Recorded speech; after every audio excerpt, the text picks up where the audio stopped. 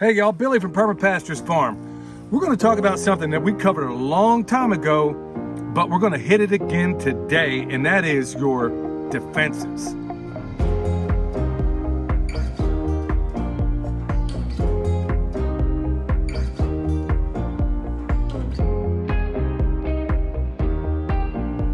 All right, before we get into the video, remember y'all, if you want to support us, check out that description box below. Probably some cool stuff that you might need. It helps support us also.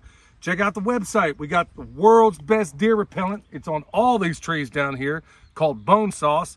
We make a powerful version of it. We also have comfrey, which is all around this place, and we'll cover more of that in the future. We also have spoons and consultations and stuff. You can reach out to us on the website. You can check it out on, you can check us out on Patreon. We got a number of ways in which you can reach up. What are you doing, puppy? Okay, he wants to get started, so we will. All right, y'all. So this video really is a result of a number of people asking the same question through email and otherwise. And they're asking, how do I protect my animals? How do I protect my place? Today, it's all about protection, y'all. And we're going to start with the fencing and how that works, okay? Now, the way we do it, we have we have a perimeter fence all the way around here. Let's just walk over here and I'll walk you through that. It really stands a couple of functions here. Now, part of this fence was already here, and some of this is that woven wire down below. This is where it joins up with our neighbor's place. But what we added was this hot wire. You see that? It goes all the way pretty much around this entire place. Okay, that serves a couple of functions, right? Number one, believe it or not, is to keep him in. I'm dead serious. That's the whole purpose, is to keep him in. Because it wouldn't be the first time I've seen a Great Pyrenees even bigger than him climb a woven wire fence and get out. Well, he stuck his paws up on here one time, put his nose on it. That only had to happen one time. So he knows this is not to be messed with. The second purpose is the tethering system that we invented a long time ago. And we'll get to that in a minute. Where we're going to take it now, we'll talk about the defense up front. And we'll kind of bring all this together. But we're going to talk about defenses in every single way imaginable.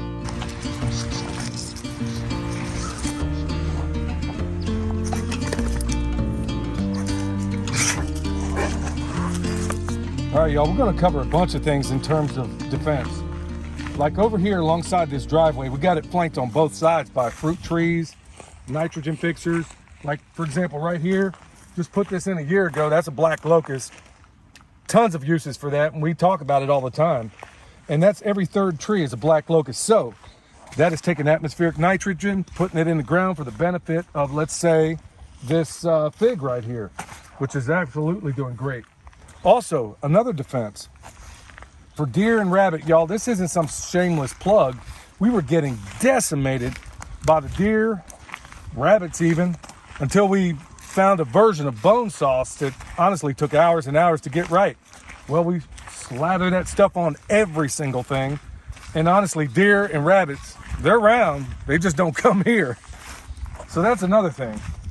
Another defense is also, you know, another rabbit and deer repellent, and there's also the daffodils we put down in here. So flanked all the way around all these trees, you see some of the garlic. Gotta fix this.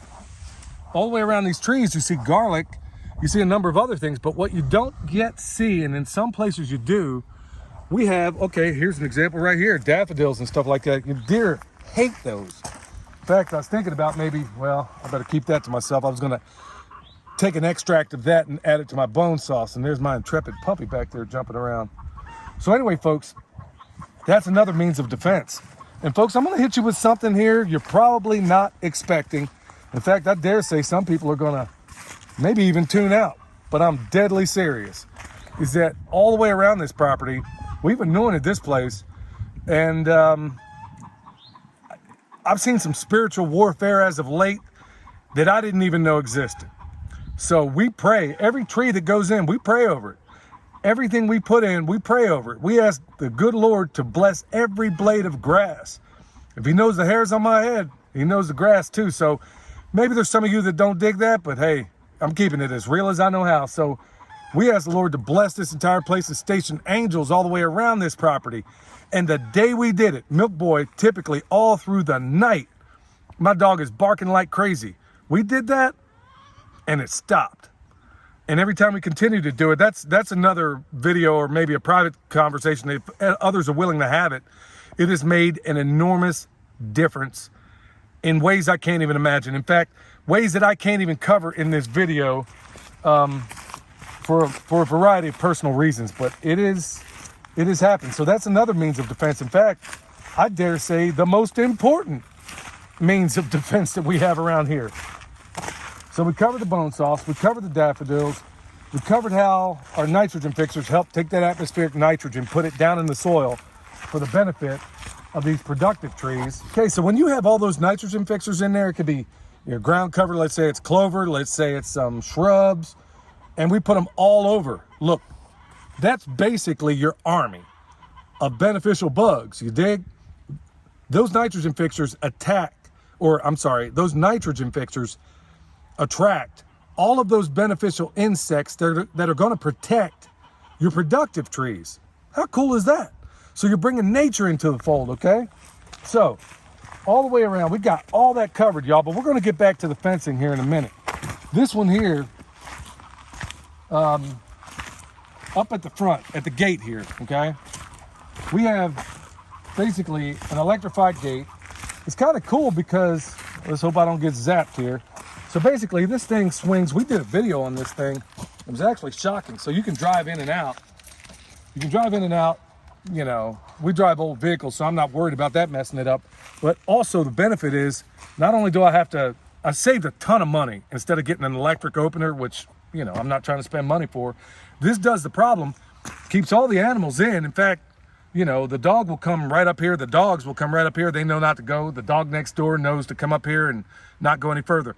That's another means of defense. Okay, so we have a perimeter defense all the way around here because we do have a perimeter fence. And honestly, it took a while. We did videos on it, on what it took to be able to get it done, especially on this west side over here. So it goes all the way around. So let's talk about if you don't have the benefit of having a perimeter fence, because I know there's a lot of people in that situation. We'll go up and talk about this tethering system and how you can make that work for you.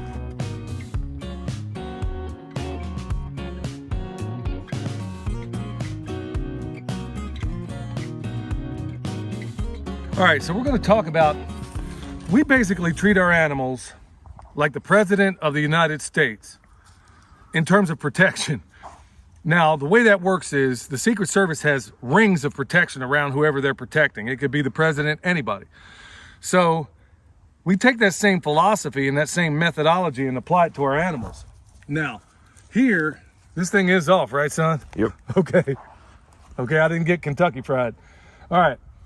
So we've come up with this tethering system years ago where basically we take these little insulated little door gate things, and no matter where these chickens are, we can take this and attach it to the hot wire. Now up at the house, all the way down here is this single strand right here, okay? And we can do this, so if we don't have a perimeter fence, so no matter where these animals are, I can take this. It's got number 12 insulated wire, not the best in the world, but it gets the job done. All I gotta do, bam, just like that, and these guys are hot. And then coming down through here, just as a little side note, I mean, I think there's like 7,000 or 8,000 volts on that thing. So anything that did get in the outside perimeter and had the bad sense to get into the inside perimeter is probably going to be met with that, most certainly. And then not to mention, they got to get through a very, very ferocious livestock guardian puppy. And believe me, anything that isn't us or one of our animals that he's acquainted with, I mean, he goes absolutely Old Testament on every living thing that tries to get in here that ain't part of it. So they got to go through the outside fence, the dog, and his bark long before they even get there. They got to hit this fence. And it applies not only with these guys, but also with the sheep. Now, this same hot wire that comes straight down the middle of this property right here, also, just kind of pan over this way, I'll kind of step over you so you can see it. We even have a little place that comes off of here that heads up to the bees, okay? So basically, I mean, it's nothing pretty and it's not permanent. So what we have, now, granted, no black bear, to my knowledge, have actually gotten on here ever since we've had this dog. But let's just say Milk Boy's slipping. and he doesn't because he's the greatest Pyrenees, you dig? Okay, a bear comes in here. We got 4 layers here, and that bear's gonna get lit up. Hopefully, I mean, the bear had to get out the outside fence, had to make his way all the way here, and a dog all the way. So we have multiple perimeters. Let's just go ahead and move away from here. I know the bees are probably dormant. Here we are, spiritual defense, the most important in my view. Physical barrier. It's like, okay, in the job I used to have back in the day, it was understood in the Army that you needed basically 3 things to make something a secure barrier. You had to have an obstacle, it had to be covered by fire, and it had to be observed. You had to have all 3 of those things to make a border, anything. I mean, those barriers could be minefields, it could be wire, it could be anything. All 3 of those things have to happen. Well, we've taken that same military doctrine as a sapper, took that same military doctrine and applied it to the homestead. And that's exactly what we do. So we have a barrier, it's covered by fire, this is him right here, and it is observed also by him. So all of those things are brought to bear, and not to mention, like I said, we got the most important from up above. And yeah, we bring it all to bear. So folks, there it is in a nutshell. So if you don't have a perimeter fence, perfectly fine. Just get yourself a hot wire and make one, okay, around your animals. Make it hot. Can't remember what kind of charger we got on there. Also, we have multiple, 2 is 1 and 1 is none. Remember, that's that preparedness mindset coming into play. So we got 1 charger that comes down the middle of here, and that's all it handles. And then we have another charger that handles the perimeter fence. And the cool thing about it is either charger can handle all of it. So for some reason, if I had a breakdown and that one is running on DC power, basically a battery, deep cycle battery, the other one's running on AC power. The cool thing is that it takes a minor retrofit to have all of it run on one. So we have multiple redundancies to everything we have. And you ought to be thinking about that, honestly. Whether it's your water, whether it's no matter what it is, think of multiple ways in which to make that system redundant.